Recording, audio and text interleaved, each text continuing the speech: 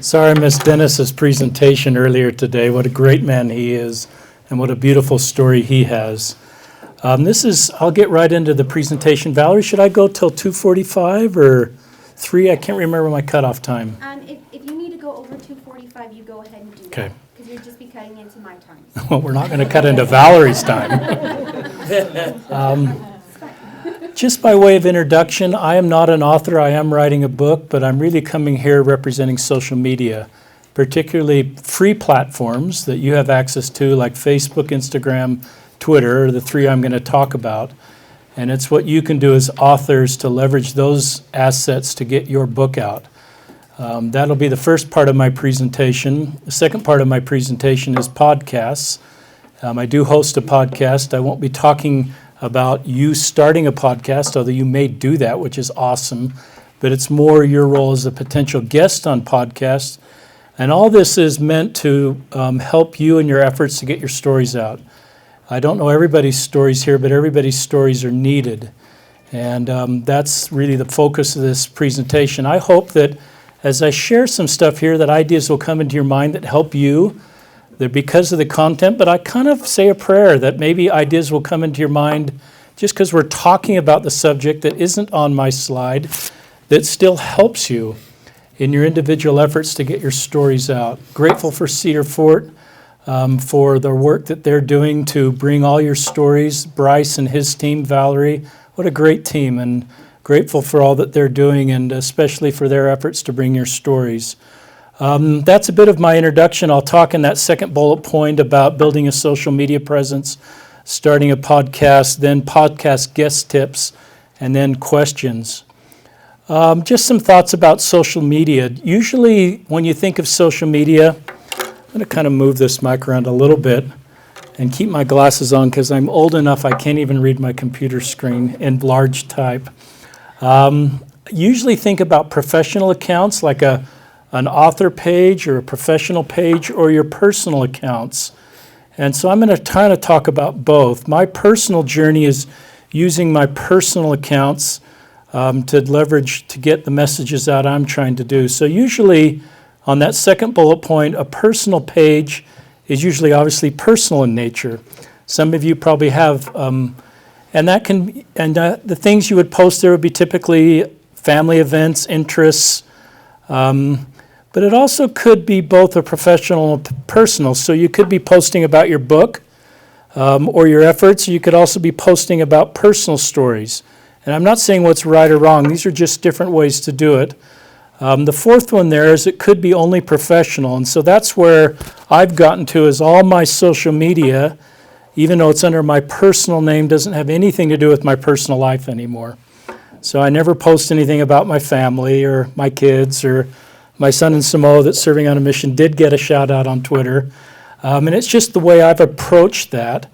And you'll need to figure out the best way to do that. Cedar Fort will probably help you at times and recommend an author page. I know Dennis has an author page, and that may be something that's in your contract. But for me, I've really used my personal page to leverage what I'm trying to do. And I'll just talk about that. Social media, and this is where Jeff, I thought, did a really good job. Professionally, what I do is I own a small business, and we do marketing work for people that own Jiffy Lube stores all around the country. We've been doing that for 20 years. And so we, from a professional standpoint, get into the role of social media, particularly for Jiffy Lube owners, and it's not a good fit. And I'll talk about why Jiffy Lube doesn't use social media very much.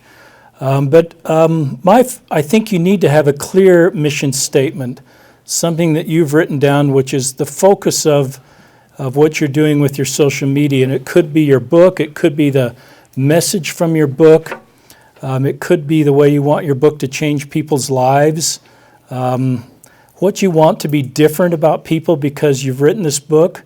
Can it heal their hearts like Jeff talked about? Can it build their testimony? My bullet point there under needs to have a clear mission statement is I've just chosen to tackle all the complicated kind of taboo subjects within our faith right now. Talk about emotional health, talk about suicide, talk a lot about LGBTQ, faith crisis. These are the topics I was drawn to as a YSA bishop. and have felt impressed to talk about. And that logo kind of on this side is just what branding we ended up developing, which is just listen, learn, and love, which is what I've tried to do. Is I had to know a gay person, I had to quit talking to straight people about gay people. I had to talk to Dennis. And I had to learn firsthand, like from Jeff, what it's like to be a survivor of a horrible automobile accident. And that's the purpose of your stories, is often to bring those stories to life to people that want to understand from you the things that you can share. So that's sort of the branding we developed called Listen, Learn, and Love, because now I can better understand how to support Dennis and help him on his journey because I've taken the time to try to listen. So that's kind of the brand name. I think, you'll need to develop some sort of brand. It could just be the book cover. It doesn't need to be something way dramatic or different. It could be just your profile pic. This is sort of in the realm of things that you can do that don't cost a lot and are really scalable. So it doesn't need to be an Intel campaign or a Nike campaign to be effective. It could just be your profile pic or the picture of your book or something that's a consistent visual imagery that wherever people see this visual imagery, they're drawn to your brand. It takes a while to develop that. But that's just the brand that we've developed with the colors and the words. Brands have colors and words usually, and sometimes a tagline. And this is the movable mic. Either that. I broke it already. Is it Dennis's fault? This third bullet point is to have a communication plan. And for social media, that's sort of having a strategy on how often you're going to post something on social media. And I don't have a very good strategy. I keep bouncing around, and I'll show you some examples. But I think it's good to have an idea, just like if you're doing, a TV ad or a radio. Thank you, Valerie. Is to have an idea of just how often you're going to post something on social media, and how to create different content. If your goal is to get people to read your book, how can you talk every week about something that draws people to your book? And I'll talk about that. But that's just a communications plan. It can be in your head.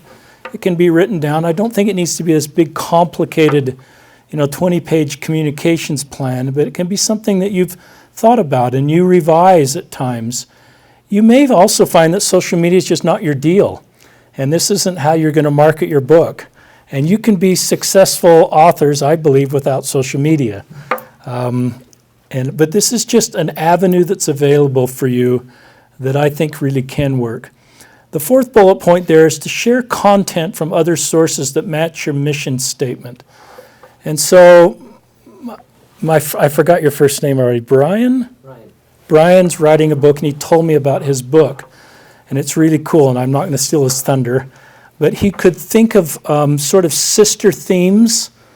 Jeff could talk about other survivor stories and bring them into his social media.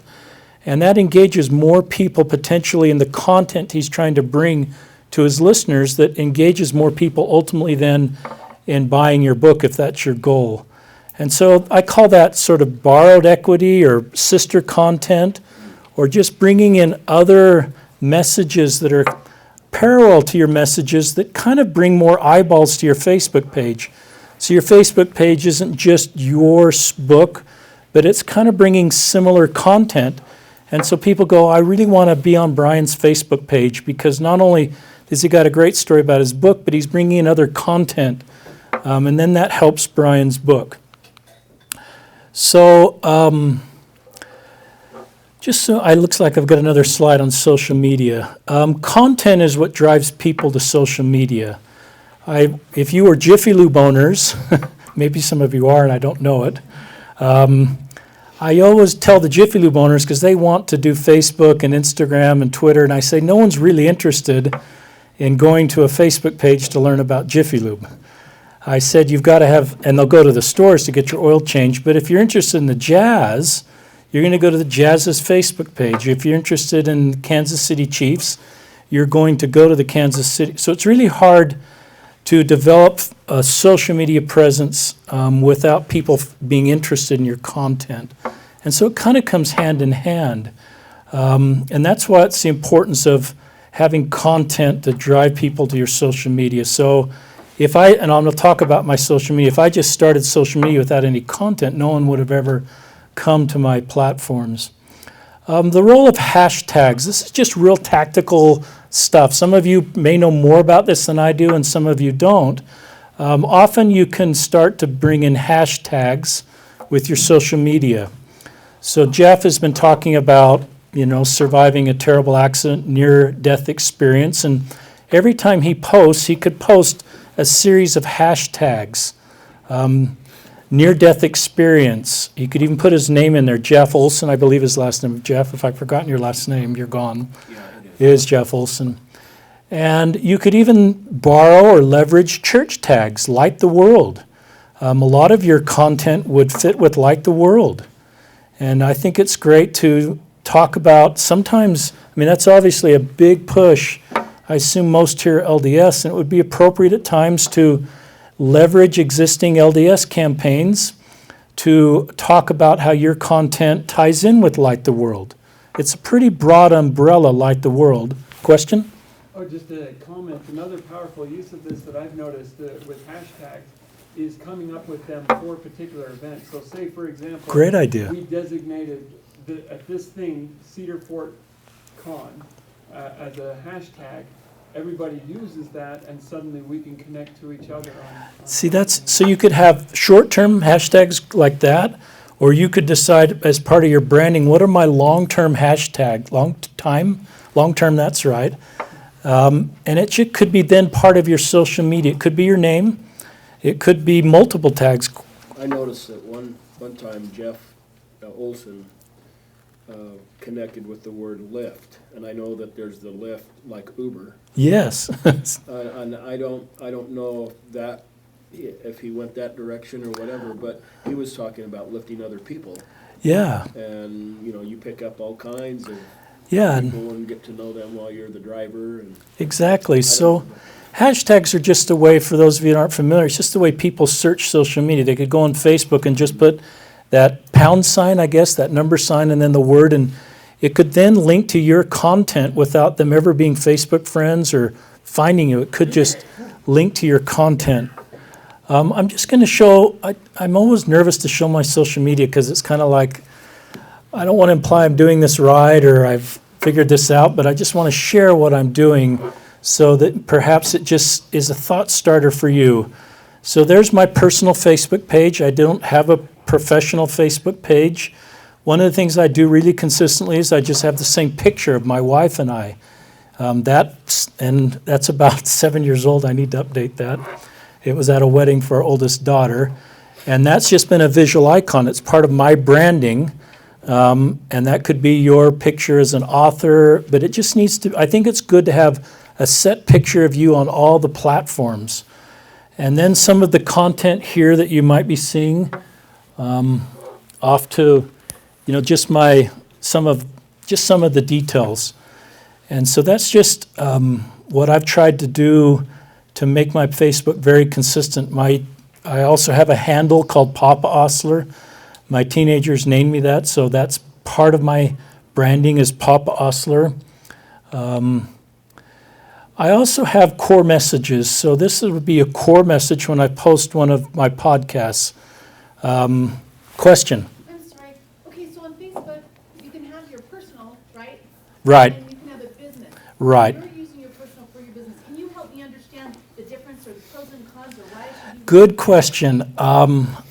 Business people don't become your friend. They just like your page. So it's not meant, I'm probably an exception here where I've taken my personal, it's become business or my mission. But a lot of people do have professional pages that are public pages. People don't become your friends, they just like your page and then they see your content. So that's a little bit of a quick answer of the difference. These are great questions. Let me just see how far I can get and then we'll come back to questions. This is an example of a core message here where it's just a podcast that I posted. And most of my podcasts are LGBTQ people telling their stories. My job isn't really to tell my own story. Your job is to tell your story. My job, at least my ministry, to use Jeff words, is to amplify other people's voices. And so this is a gay Latter-day Saint active in the church, just shared her story. And so that's a primary message, to get people to go to the podcast to listen to her story so we can better understand the road LGBTQ Latter-day Saints walk. This would be an example of sharing kind of common content, or what I would call sister content. So this is Elder Renland, and it's kind of it's a Facebook post that he did about not judging. I won't read it word for word there, although it's a really good post, because he basically says, he talks about it's not a dichotomy. We can love people and still hold for our beliefs. It's not a trade-off. And then he has this great, I'm going to read a little bit of it. He has this great quote from Elder Ashton that says, the best and most clear indicator that we're progressing spiritually and coming unto Christ is the way we treat other people. So that's the kind of content that's a very good sister content with what I'm trying to teach or share in my social media. Then that's kind of when we banned conversion therapy in Utah, that you may or may not be aware of. So I shared that, and that's an article from the Desert News. So that's kind of similar content. So I just share that to maybe generate ideas in your mind, whatever your content and whatever your story, can you tie into kind of other stories? So the goal is to just get more eyeballs to your Facebook page, so you get more books sold and they can hear your story. And this is Elder Hall. This is a Facebook post that I wrote, and I don't want to get off on tangents here. And it's sort of considering how these words may be difficult for some members: perfect obedience, exact obedience, sin-resistant generation. And it's sort of sharing a thought that perhaps for some, those hurdles are so high they just give up, especially those that have some OCD and feel like they're never good enough. And then talk about Elder Holland's quote, they're perfect eventually. So I share that just as an idea to just draw other people into your content that's kind of similar content, and often to try to bring in respected sources. So I kind of scour church quotes for quotes that kind of fit a lot of the time the things that I'm trying to share, not in a manipulative way, but because they're genuine general authority quotes. So you may find that's part of the thing you can do is bring in other content from sort of credible sources that are part of your social media that help draw people into your message. This is Instagram. I'm not going to spend any time on Instagram except just to show my Instagram page, and just it's the same picture, it's the same kind of bio, and I post a lot of the same content. A lot of the times I'll put something on Facebook, then I'll put it on Instagram, and I'll put it on Twitter. And some of you may say, I'll just try one for a while. You that are younger would know better. It depends on your audience. A younger group is Twitter. An older group is Facebook. Instagram may be in the middle, and there are probably other platforms. Some of you younger people, Evan's a young guy, I can read his name. He may be very aware of other platforms I don't even know exist. And so it just kind of depends on your audience. Here's Twitter. I got on Twitter a long time ago, and I'm really old for Twitter. It's a very young platform, but it's a platform that works for me to connect with younger people. And I really talk a lot about complicated LDS stuff there. This is an example of a retweet. So on Twitter, you can take someone else's content or tweet and retweet it, and then it becomes part of your Twitter feed. And so this is a gay Latter-day Saint in Florida, active in the church, and he made this post just yesterday I was just about ready to leave the church. And then you can read his bullet points there and the reasons he decided to stay in the church. And I just thought it was a great story. So I retweeted it, and it's kind of sister content for the people that are following me on Twitter that are kind of looking for this kind of content. And so that's just an example. This is an example where I did a screenshot of the book I'm writing, which is really bringing voice to LGBTQ people. And I just tweeted that out yet last night because I thought it was a great comment. It was a young man's comment on one of the things in the book. We're trying to dispel myths, and one of the myths is people that are gay have been sexually assaulted as youth. And that's something that I picked up. I kind of thought that was maybe how people turned out gay, and I've learned that's not true. And so this book is somewhat educational by bringing voice to LGBTQ people. But this is just one of the contributors to the book that just shared that that's not been his story. He's not ever a victim of sexual abuse, and that's not why he's gay. And I just took that out, and it doesn't really show there, but I kind of said in the tweet, this will be part of my upcoming book. I don't know if my contract, Bryce, allows me to sort of tease my upcoming book. I assume that's okay. Oh, that's fantastic. But I thought after I did that, I could even do a hashtag around that, So if you wanted to at times tease upcoming content about your book on social media that's coming out, you could start to do that before it's released, assuming that's okay with your contract. And you could even develop some hashtags around that so these hashtags we talked about, you could, bring those forward and just tease people in your social media about your upcoming book before it's released. And so that's just kind of an example of what I've done here. I don't have a hashtag. I didn't think it through enough. It's kind of tacky just to take a picture of my computer screen and tweet it out, but that's what I did. And then sometimes this is a retweet of a young man, Jake Lee, BYU law student. He wrote something really thoughtful that's very consistent with the messages I'm trying to share. Not LGBTQ related, but I just tweeted that out, retweeted it because it was content that was similar content. And then for Twitter, I have multiple interests on Twitter. So I used to tweet a lot about the weather because I secretly wanted to be Mark Eubank when I grew up. If any of you knew Mark Eubank on Channel 2 or 4, his white coat. It ages me, I'm 58, but I wanted to be Mark Eubank. So I tweeted a lot about the weather. And so it's just an example. You might have other interests on your social media that just draw people, because some people just like to follow my social media because I like to tweet about the weather. So that has nothing to do with anything I've said so far, is the point. It just might draw other people into your content that then can engage with your content. And I don't do that in a manipulative way. I just like to tweet about the weather. Sometimes I retweet stuff about the church. This was the church's handbook that was being combined, Handbook 1, Handbook 2, and now online. So I follow the church. It has a Twitter account, and I retweeted that just because I thought it was a great story, and I love what the church is doing there. So that's I'll come back to social media, but that's all I wanted to share on social media, and we could definitely go back and answer questions. The last slide, and I didn't really flush this out, was just podcasts. I started a podcast because my goal is to amplify other people's voices. And my story is a YSA bishop and had some gay YSAs, and it sort of was the first time I listened to a gay person tell me about their story. And I realized that everything I'd picked up was not from gay people, and I didn't know what was accurate or not. So my personal journeys, I just kind of wiped my hard drive clean and said, well, LGBTQ people to get to tell me about LGBTQ people.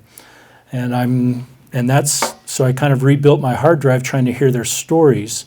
And part of that then led in, as I was being released as a YSA bishop, to kind of step in this space as an active LDS guy talking really kind, loving ways about LGBTQ people. So we just help people feel like they belong. But my job is to amplify their voices and kind of step out of the way and let them shine. So the podcast is a great platform for me to do that. And it's broader, though, than LGBTQ. We're talking about all the taboo subjects.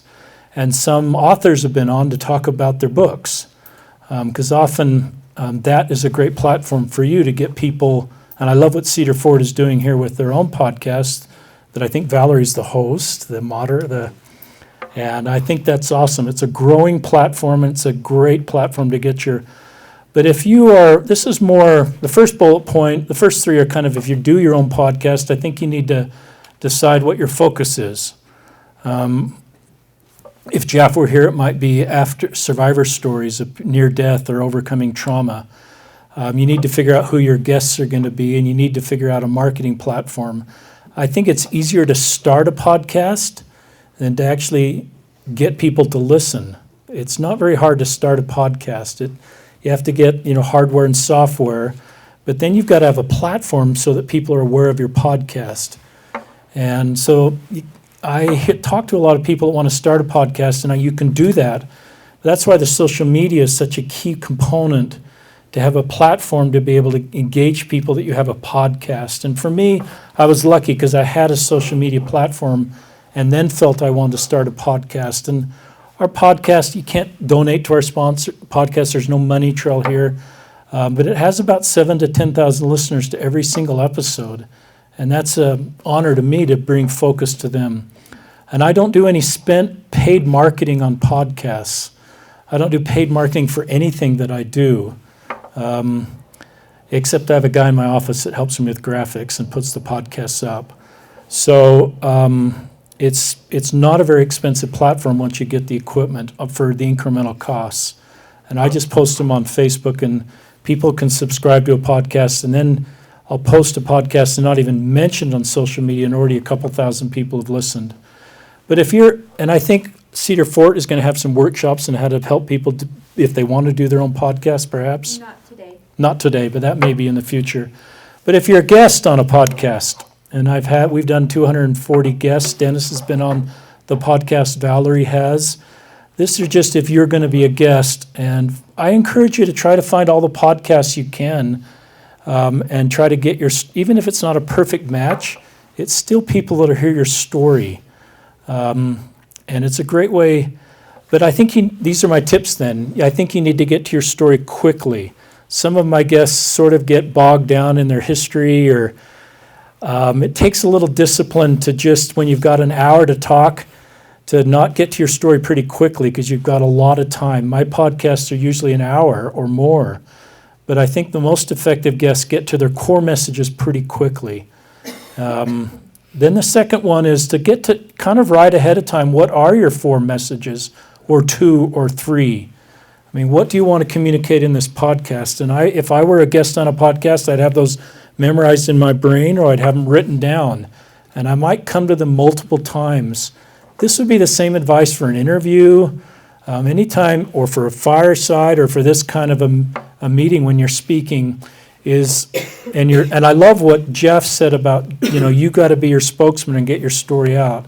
But it's often not very complicated. It's just your 4 messages in your story.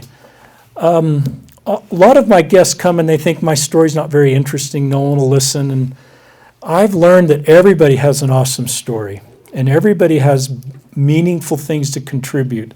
So you as authors, what you're doing, and a lot of you are acting on impressions.